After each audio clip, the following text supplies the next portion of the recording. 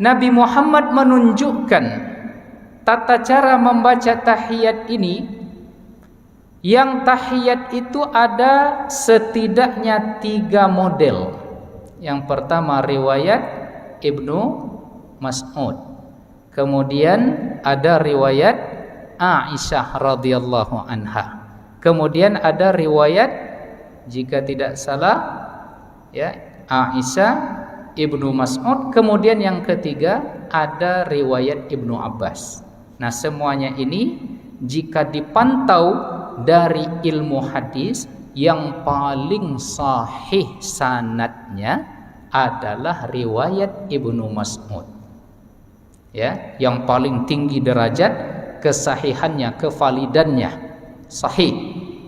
Nah, tetapi mengapa kita memakai riwayat Ibnu Abbas yang biasa kita baca di dalam salat itu? Padahal ada versi Aisyah, ada juga versi Ibnu Mas'ud.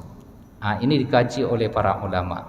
Jadi ada penjelasan dari sunnah, ada contoh dari sunnah, tetapi dari sekian contoh dari sunnah itu pula dibahas lagi oleh para ulama mana yang akan kita amalkan.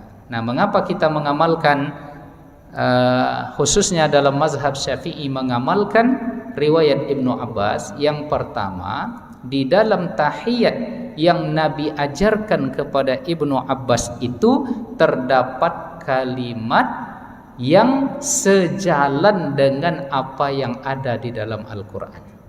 Ya, at-tahiyatut thayyibatus salawat, at-tahiyatul mubarakatus salawatut thayyibatulillah. Ada terdapat di dalam kalimat ini kata-kata thayyibah. Yang thayyibah ini ternyata ada di dalam Al-Qur'an. Tahiyatan min indillahi mubarakatan thayyibah. Ya. Tahiyatan min indillahi mubarakah. Ya, apakah di kata mubarakahnya atau di kata at-thayyibahnya itu? Tetapi yang menjadi titik tekan di sini, tahiyat yang diajarkan oleh Nabi kepada Ibnu Abbas itu terdapat kesamaan dengan Al-Quran, artinya sejalan dengan kalimat yang ada di dalam Al-Quran. Maka kalau seperti itu, maka ini lebih didahulukan karena sejalan dengan kalimat yang ada di dalam Al-Quran. Lalu yang kedua, alasannya oleh para ulama, mengapa riwayat Ibnu Abbas ini yang dipakai? Karena Ibnu Abbas lebih muda daripada Ibnu Mas'ud. Nah, artinya kalau diriwayatkan kepada yang lebih muda, tentu Ibnu Abbas ini lebih lambat wafatnya daripada Ibnu Mas'ud.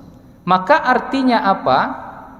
Artinya tahiyat yang diajarkan oleh Nabi kepada Ibnu Abbas itu riwayat yang baru, riwayat yang update.